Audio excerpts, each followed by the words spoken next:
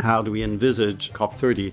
First and foremost, see this as a moment where we need to re-engage the international community around a common objective, which is protecting our planet. We don't have a plan B. As we have concluded the rule book in the post-Paris Agreement framework, we can look ahead to a phase where implementation becomes really the main challenge.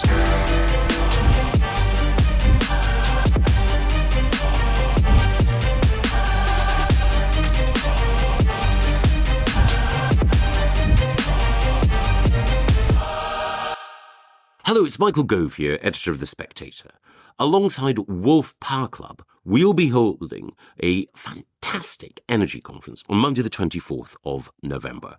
We'll be bringing together people from politics, from industry and from the third sector to discuss the future of energy here in the UK and across the world. Get your tickets now. So, ladies and gentlemen, we come as guests at the Brazilian embassy today. It's a massive year for Brazil-UK relations. Brazil is hosting COP30, but in addition to that, it's a year of Brazilian culture in the UK, and it's a wonderful celebration. These two great nations come together today on the Wolfe Power Club podcast. So from our over 70 nations, especially to our friends in Brazil today, Ambassador, welcome to the Wolfe Power Club. Thank you very much, Alex.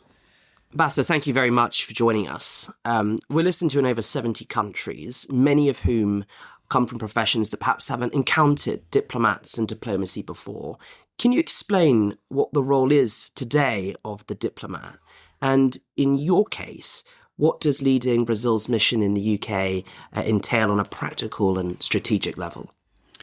Well, a diplomat is a combination of many things, a bit lawyer, a bit economist, a performer to some degree, a communicator as well. In the case of Brazil, diplomacy has played a very important historic role.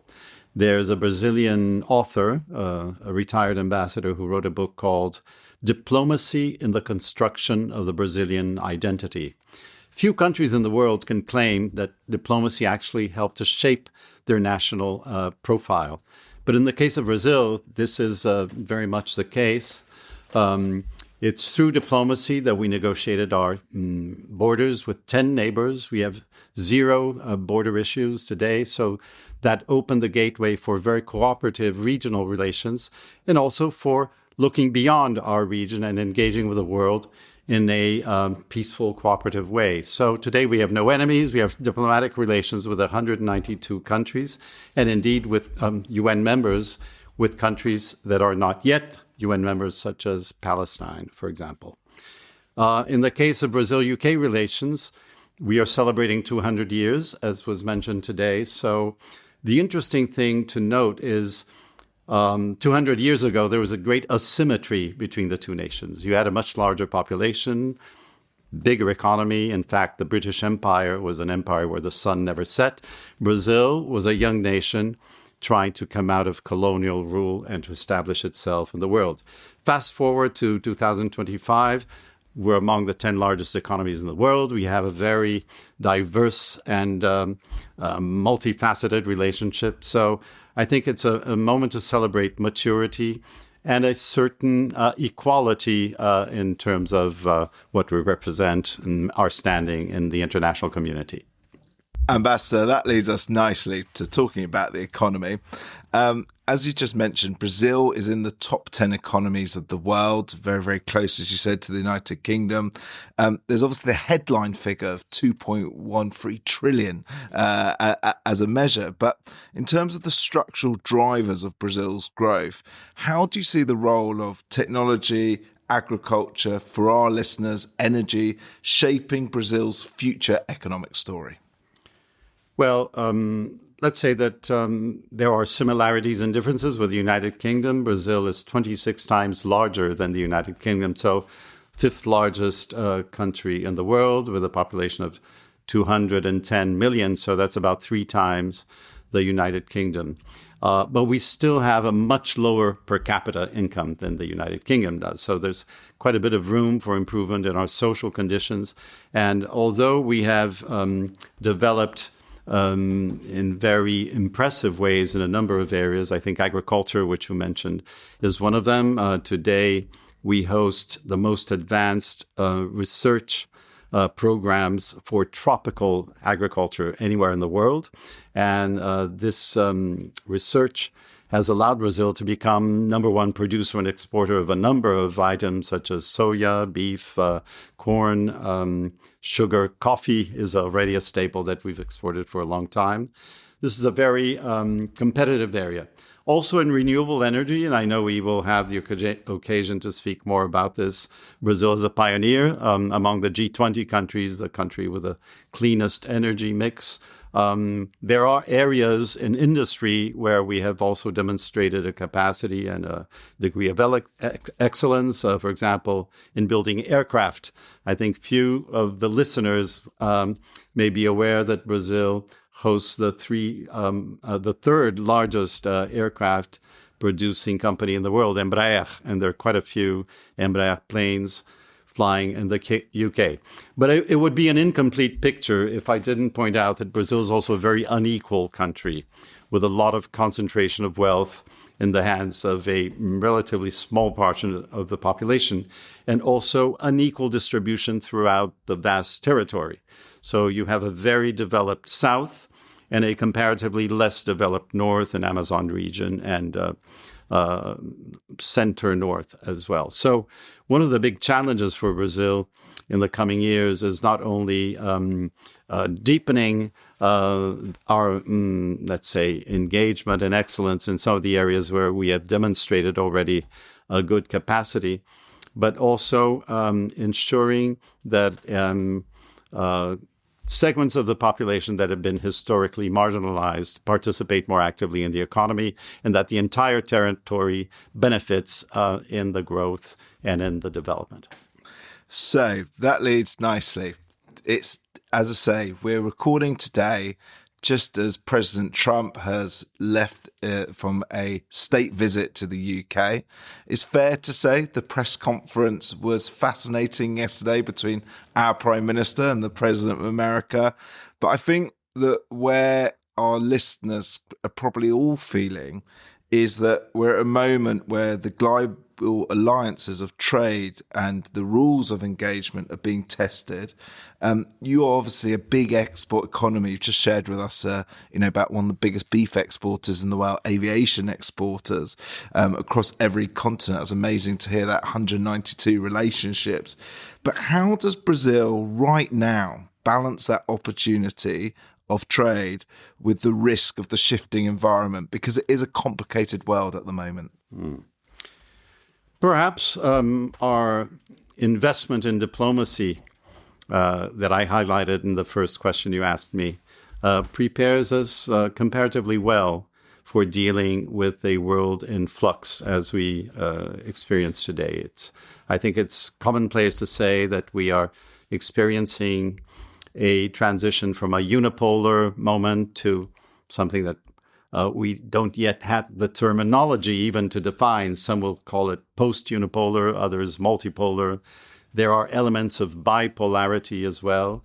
And the truth is that Brazil has invested in a diversification of relationships around the world, not only politically or diplomatically, but also economically and trade-wise, as you were mentioning. So, for example, in contrast with some other of our neighbors in Latin America, we only trade with the United States about 12%, so 12% of our exports. The European Union is a very important trading partner for us. China is our number one trading partner. We also have very significant trade with the developing world, where it's the neighborhood in Latin America, where we are part of a free trade agreement with the Southern Cone countries, or Africa, or the Gulf. So what that provides us with is a relatively balanced outlook towards the world, where we would like to ensure that multipolarity actually is a vehicle for enhanced cooperation rather than a breakdown in communication or increase in hostility or misunderstanding between nations and among regions. And One way we work actively to ensure that a benign transition takes place is by investing very heavily in international organizations, defending international law, upholding rules that are universally applicable, whether it's the United Nations or the WTO. Next week, the UN General Assembly will begin, and you can be sure that President Lula will be developing a very active agenda. He will be hosting a debate on strengthening democracy and combating political extremism, as well as 2 other roundtables more linked to COP30 and the environment. So into that context comes the COP. You mentioned UNGA, probably the last great meeting of world leaders before the world heads to Belém. The COP is now, I think, the largest gathering of world leaders on any topic. You've served as an ambassador in the United States. You were ambassador to Egypt for COP27. Could you say something about the roadmap that Brazil has built towards hosting COP30? Why is COP30 such a priority for Brazil? And what message do you hope Brazil hopes the world takes away from this gathering? Well, maybe we can take half a step backward and remind listeners and viewers that Brazil hosted the 1992 Conference on the Environment and Development, which was a landmark United Nations conference. In fact, the 3 major agreements on which we base international cooperation were signed and concluded at that meeting: the United Nations Framework Convention on Climate Change, as well as the Biodiversity and the Desertification Conventions. 20 years later, I was foreign minister when we hosted Rio+20, and the outcome of that conference paved the way towards the adoption of the 2030 Agenda on Sustainable Development and the Sustainable Development Goals. Last year, Brazil hosted the G20 gathering of nations, and within the debates at the G20, we placed quite a bit of emphasis on issues that come up at these different conferences of the party of the UNFCCC, such as just transition in energy, and looking at also even further ahead towards the promotion of a bioeconomy worldwide. So also ensuring that the finance and environment agendas communicate and strengthen each other with a view to promoting what we call today sustainability. So as we prepare for COP30, and I'm glad that you mentioned my period in Egypt, because indeed it was an honor to be in Egypt when President Lula visited the country as president-elect in November 2022. And this is when he announced that Brazil would be presenting its candidacy to host COP30.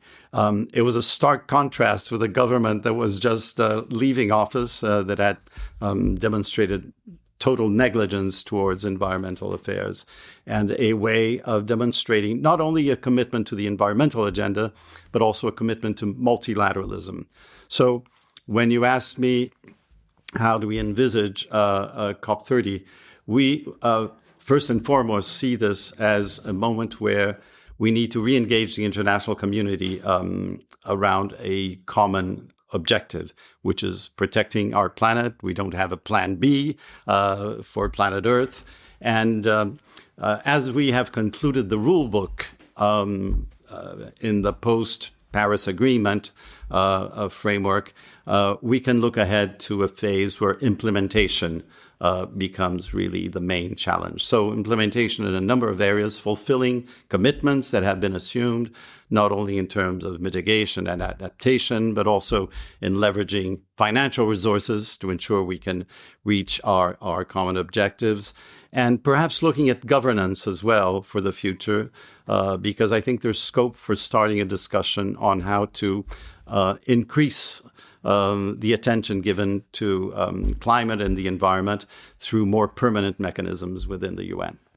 Now, Ambassador, This podcast is passionate about energy. I've spent most of my career fueling up people, making sure grid works, helping companies invest in that infrastructure. But we're also fascinated in the cultural side today, in that Brazil's quite a unique country, in that you have a significant amount of hydropower. It's not as common in the UK and Europe, although a retirement job I'd love to have is the guy who looks after the hydro station in the French Alps near a very nice ski resort. So if they're listening, I'm available in about 20 years' time. But a real question of importance, because as a podcast, we're passionate about energy stability. Could you reveal to our listeners, obviously in Brazil, there were droughts over the last quarter of a century, famously in 2001, 2014 and 2021. How does that drought and lack of water then affect hydropower and energy stability? And what has Brazil learnt about its resilience getting through those periods of drought with the mix of hydropower? Well, I think you're correct in pointing out the singular profile Brazil has when it comes to energy. If you look at the G20 countries, we are by far the one with the highest percentage of renewables in our energy mix. So close to 50% of our energy is generated by renewables. And when it comes to electricity generation, the percentage is closer to above 90%. Just to give you an idea, the world average for renewables, I believe, is something around 15% or so. So this really positions us in a very favorable place when it comes to discussions on energy stability and energy security. There has historically been significant investment in hydropower, as you've pointed out. This was the product actually of a kind of shock that came about through the oil crisis of the 1970s, where we realized how vulnerable we were to an acute rise in prices. At the time, there was no oil production in Brazil. And the positive news is that governments had the foresight to invest heavily in hydropower. But hydropower has its limitations. I think it's perhaps not as the situation not as dire as it would seem if you look at some of the climate variations that have provoked droughts, because these have been confronted in relatively, let's say, constructive ways. But the truth is that we are diversifying also into new areas very significantly. Wind, especially offshore wind and solar. I mean, we have tremendous potential in these two areas. Solar, we are quite near the equator, as you are aware. And in the northeastern states of Brazil in particular, there is an abundance of wind and a kind of a constant pattern of wind. It's interesting to note that two of the northeastern states of Brazil, Rio Grande do Norte and Ceará, already pioneers in terms of including wind energy as a major source of their energy in their economies. These are comparatively smaller states, but I think they can be seen as a kind of experiment in diversification. Here we need to look also at energy efficiency, how to modernize transmission. When it comes to transmission, also we have an interesting characteristic which is absent in some other large territories, including the United States, which is a national integrated grid. Now, this also contributes to preparing for possible gluts and moments, challenging moments, and positions us very favorably for some of the new technologies that are developing that are very energy intensive and need an abundance of water. So we have both. We have the national grid for data centers associated with artificial intelligence and other digital technologies. Brazil finds itself in a very favorable place. And Ambassador, that leads me to dive a bit deeper into your energy mix for 2050. Is there any particular area that by 2050 you'd really like Brazil to make strides in the next quarter of a century? Because obviously us energy guys aren't the quickest, but 25 years gives us a good chance to help the energy mix. Well, yes, we believe that the share of renewables in our total energy mix could exceed 70% by mid-century. So that would be an even more, let's say, singular and special position that we would be holding. This will involve, of course, very careful planning and including the development of maybe new sources, second-generation ethanol, for example, green diesel. Green hydrogen is a potentially interesting also energy vector to which I think many countries, including the United Kingdom, are looking. So we will need to look at public-private investment and plan accordingly with an eye towards, of course, keeping in view our objectives under our international commitments, including the Framework Convention on Climate, the Paris Agreement, and our NDCs. I think it's worth mentioning in the context of this conversation that Brazil and the UK offer, I think, a positive example of two very responsible countries when it comes to circulating ambitious NDCs within the prescribed time frame. In fact, the United Nations Secretary General Antonio Guterres has singled out Brazil and the UK as leaders. This is something that he mentioned at the COP29 in Baku.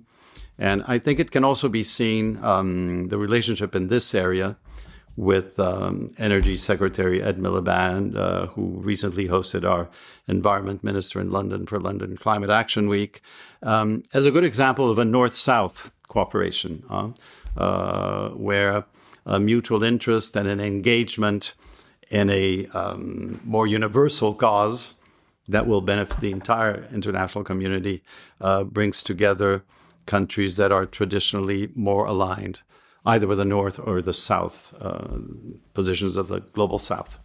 So, Ambassador, as everyone kind of knows that listens to this podcast for the last 18 months, my history is actually oil and gas. I'm very proud of my work, but I appreciate the challenges of it.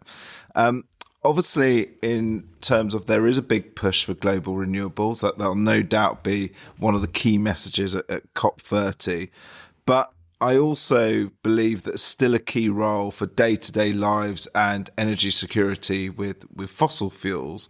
And I also understand, this is kind of going back before your diplomatic times, that you actually did your big work of study about the Gulf War and the fallout. And obviously that in part was a regime about securing assets of fossil fuels. Roll on 30 years, we're still in a world that has huge tension over fossil fuels. So I'm just interested how you see both the present and future role of fossil fuels in Brazil. And as I say, we're a podcast that has always believed in their role, and we appreciate there is a critical view, but there's also a view of the majority of the world population needing them in some form. Yes, well, this is a complex topic. I don't think any single country has a ready-made answer. But one of the important, let's say, frameworks within which we are working today came out of COP28 at Dubai, right? So at the UAE, we reached the consensus that we need to transition away from fossil fuels in a just, orderly, and equitable manner. So we take that very seriously in our own thoughts inside Brazil. Now, it's also interesting to note that for people of my generation in Brazil, we grew up until the 70s, 80s, believing that we would never be self-sufficient in energy. As I mentioned before, the oil shocks of the 70s threw really a wave of alarm to the Brazilian government. But lo and behold, a few decades later, and benefiting, in fact, from deep sea drilling in the North Sea, that some of the technology that was developed in Scotland and here in the UK, we found very significant deposits of offshore oil under a thick layer of salt. So this is called the pre-salt deposits in southeastern Brazil. And we became not only self-sufficient, but an exporter of oil. Today, there seem to be studies that indicate there would be other significant deposits, including in a equatorial fringe or margin, as we call it. And there's a strong debate within government of how to proceed forward. We already start from a favorable position of having a comparatively clean energy matrix. But this oil economy has been very beneficial to Brazil as well, including in generating jobs and reducing inequality and promoting social programs. So a few days ago, President Lula gave an interview to the BBC where this topic came up. And I think I'll limit myself to reiterating what he said. He's a very wise man and very interested in energy issues, by the way. And what he said is that whereas we are all committed to just, orderly, and equitable transition, there is also a perception that oil production may not have peaked as yet.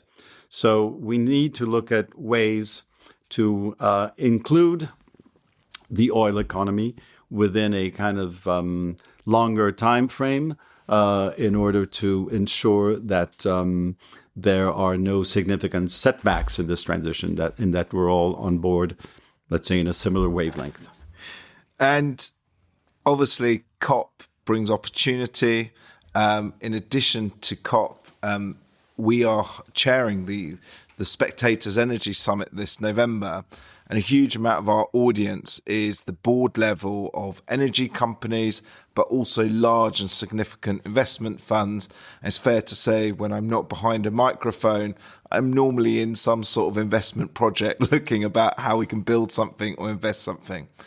Can you tell our audience that what essentially Brazil as a good place to invest? We've heard about this amazing economic growth over your lifetime, but especially focusing on energy infrastructure opportunities, about why potentially the world energy companies and finance communities should see Brazil as a great place to go forward with. Well, I think the first thing to take note of is that the UK is already a very significant investor in Brazil in the energy sector. So Shell is a major investor, not only in fossil fuel production, but also in renewables, interestingly enough. So they are diversifying, and I'm often in contact with representatives from Shell, including their CEO, a very capable businessman who has only positive things to say about their interaction with the Brazilian society. I was very pleased to hear, for example, that they mostly resort to Brazilian engineers, and their staff in Rio is predominantly Brazilian, very few expats, and with very good performance. BP as well has been an important investor in Brazil. So there is quite a significant pattern and trajectory of interaction between our private sectors in this very crucial sector. But I may also say that Brazil is among the 5 countries that attract the largest amount of international investment in the world. Not only has the Brazilian economy been growing, sometimes at rates that are not as high as those we would aspire to, because we have a large population and inequality, as I mentioned before, but still above some of the predictions. So around 3% a year since President Lula retook office in 2023. Unemployment is down, inflation is under control.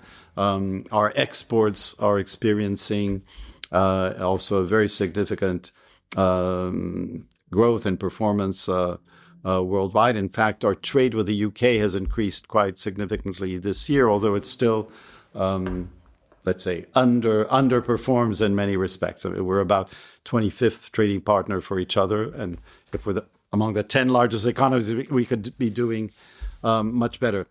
But I'll also highlight the rule of law, the established respect for rule of law within Brazil, the predictability, the stability, the democratic governance, the fact that we recently, under the current government, adopted a very ambitious tax reform that had eluded several previous administrations, and that will make it easier to do business in Brazil.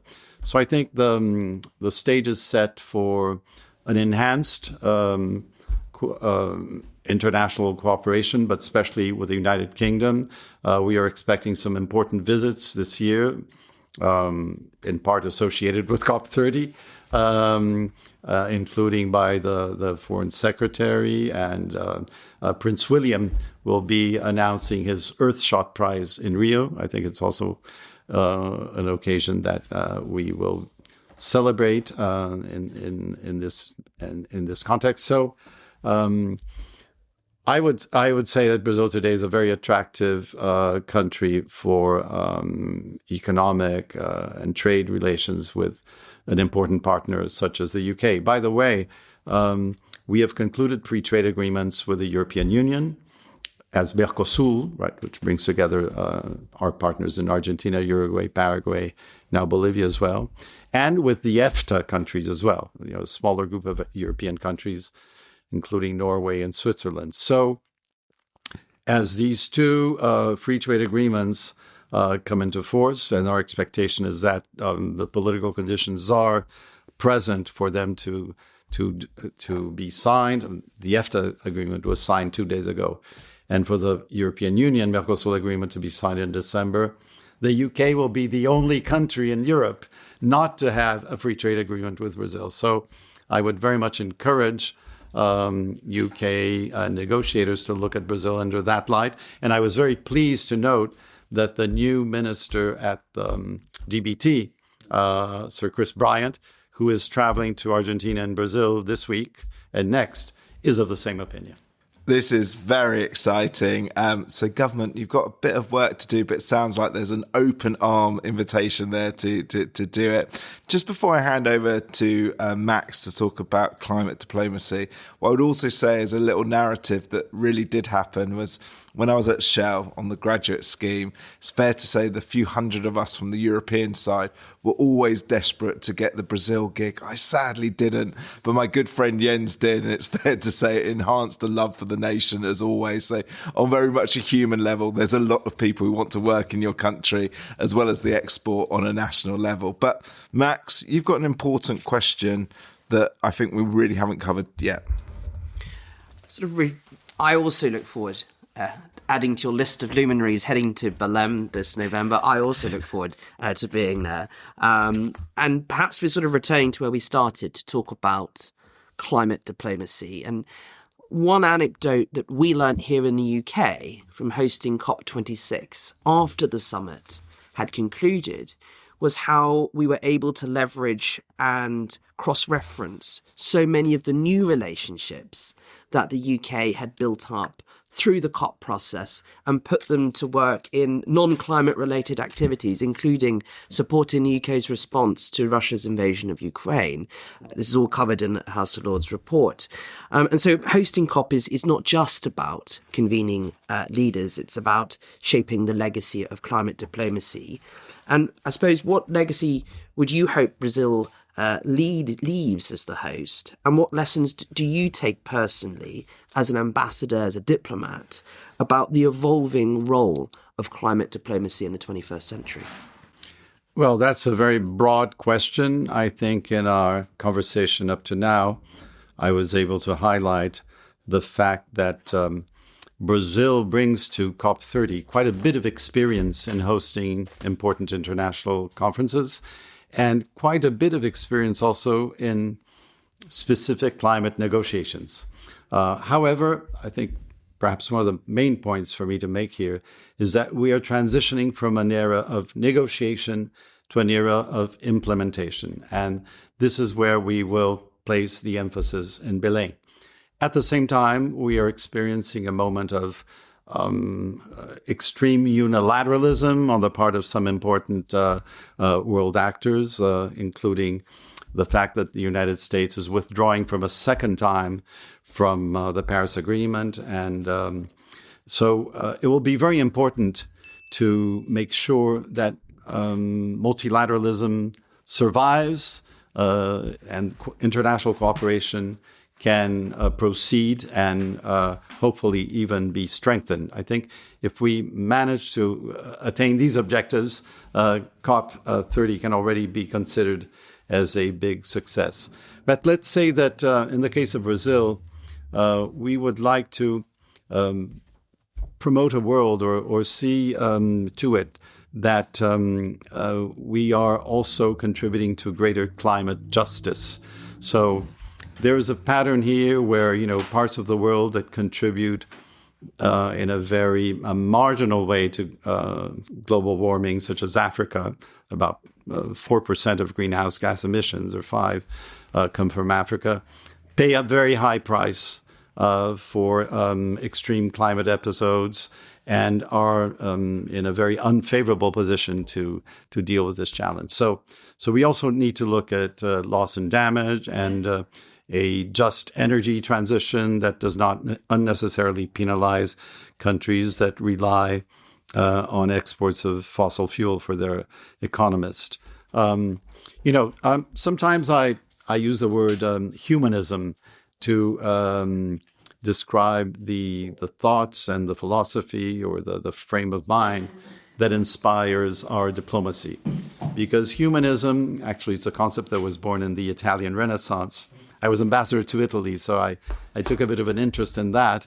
It associates several important ideas. One of them is to give weight to science and to evidence-based observations about our world. It's no wonder that people like Galileo was a humanist, right?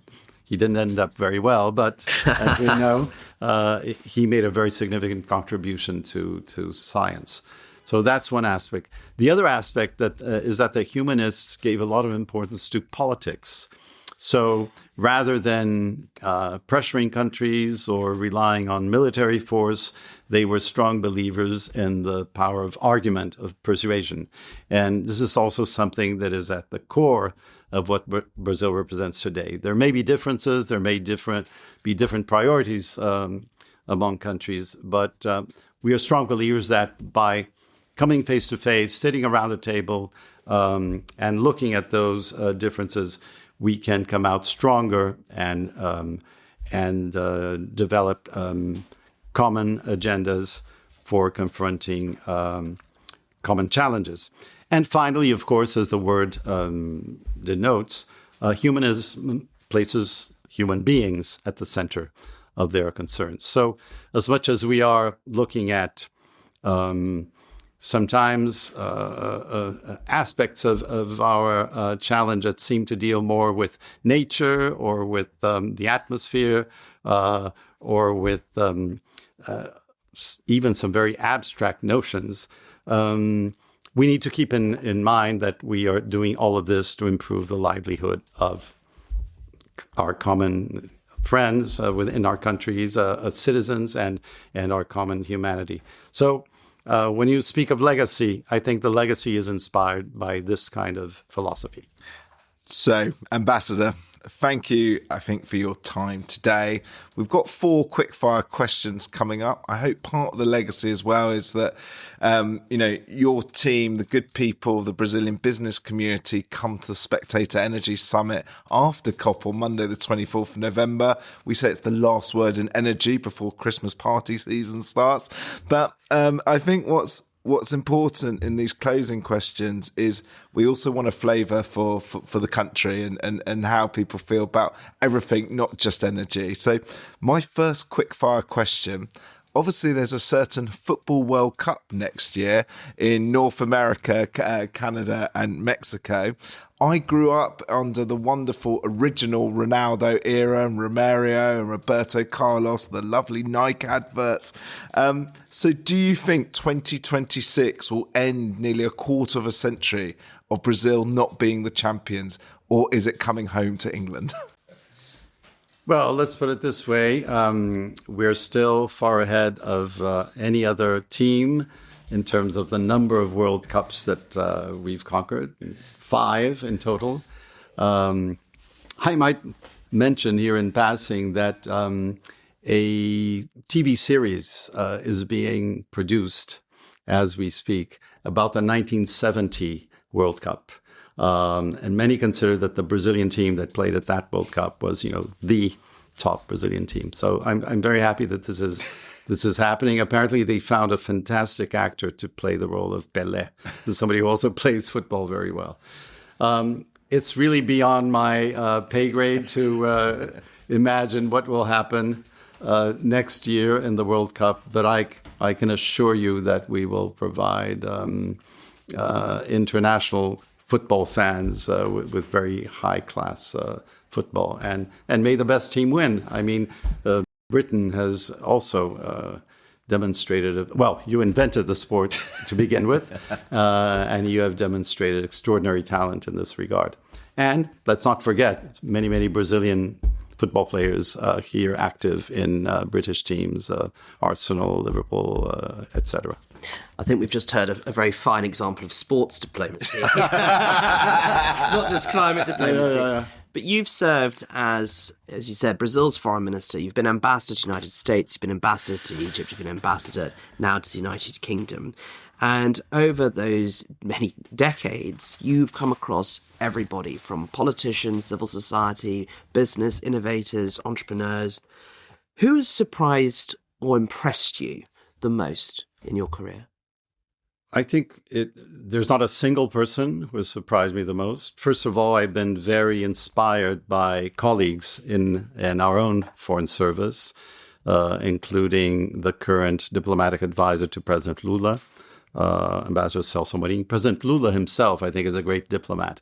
He has a knack for communicating across ideologies and cultures and nationalities that is quite admirable.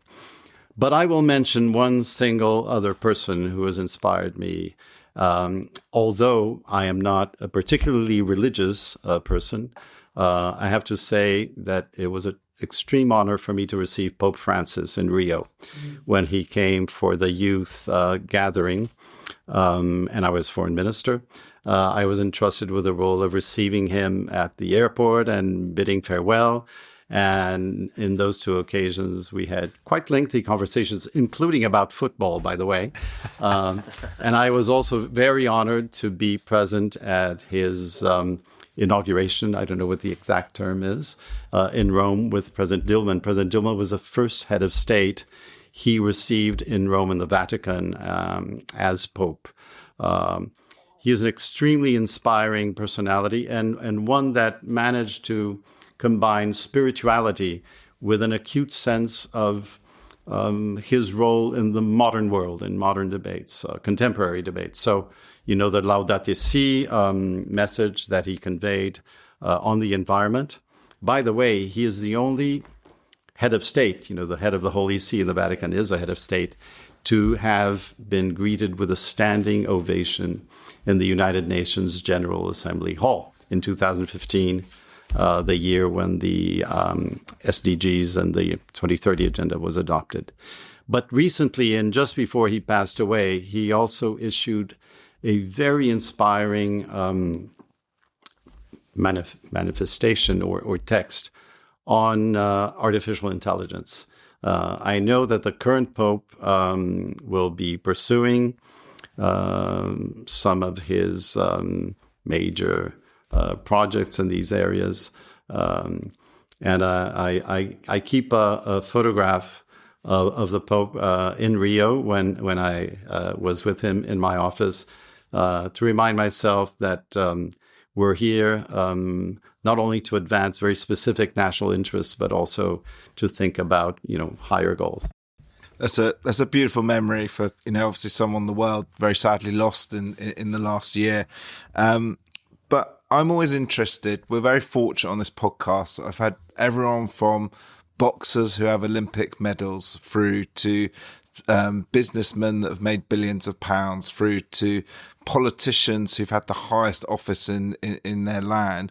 But I'm always actually interested what makes people happy, and I'm always fascinated because it's very, very different for different people. So I was just wondering, on a personal level, what's been the most rewarding day, and on the counter of that, what's been the most challenging day over your ambassadorial career? Because it's brilliant to hear those experiences, because most of us won't be ambassador to so many wonderful roles that you've done. You are the first diplomat to be asked that question. Well, there isn't one single day. I think this would be the honest answer, either in terms of the most rewarding or the most challenging. Let me say that as, I'm son of a diplomat. I grew up in many different countries. And I went to the United Nations school in New York when my father was stationed in New York. So it was a particular source of personal fulfillment when, as foreign minister, I presided over a UN Security Council meeting in February 2011. I told myself, this is a very special moment in my life and in my career. In terms of the most challenging moment, I would say that, again, trying to approach this in a context where there have been different challenges at different stages. I mean, when you're a young diplomat, it's very challenging just to be able to manage your portfolio and to get approval from your superiors. In our case, we are also, I think, the only diplomatic service in the world where you need to write a thesis comparable to, you were mentioning my work on the Gulf War. So that was written in that particular, as a requirement for my promotion to ambassadorial rank. And many of those works and texts are subsequently published. So that was a big challenge, kind of overcoming that hurdle and being promoted to ambassadorial rank. But more recently, it was a big challenge to go through a period in Brazil in which our diplomacy disengaged from the world under the previous government, particularly during 2019, 2020. I was ambassador in Egypt. There seemed to be lack of interest in developing closer dialogue with the Arab world, for example. And I had to try to preserve what we had achieved and try to,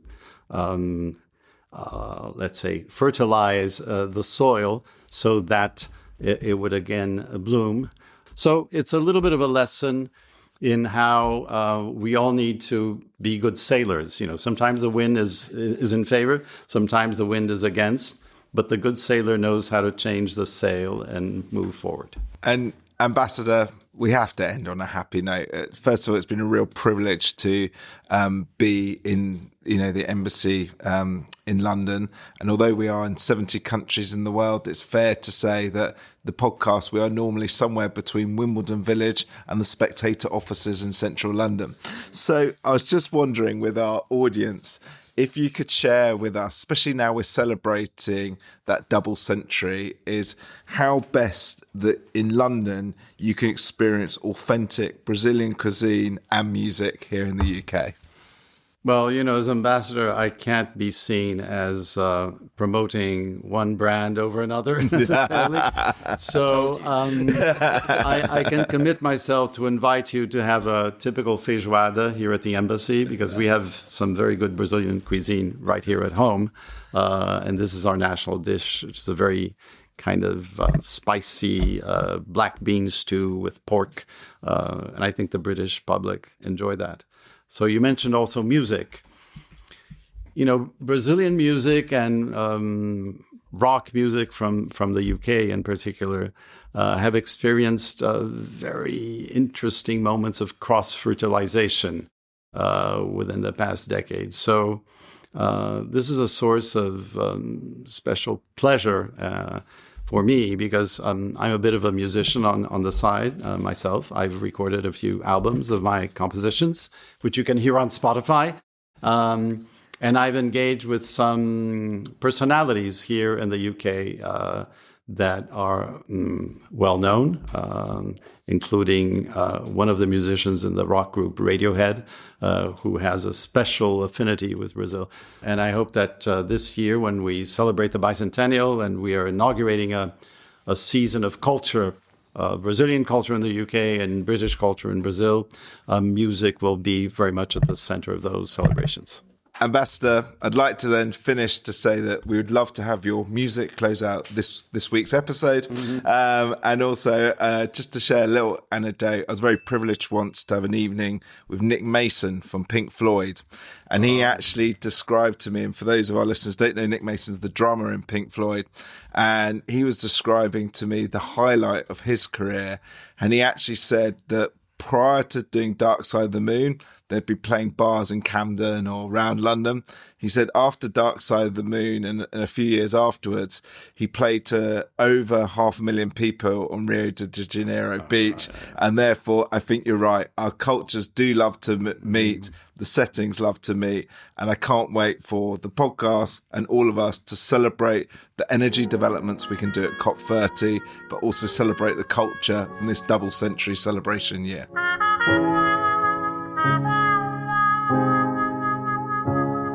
Night after night,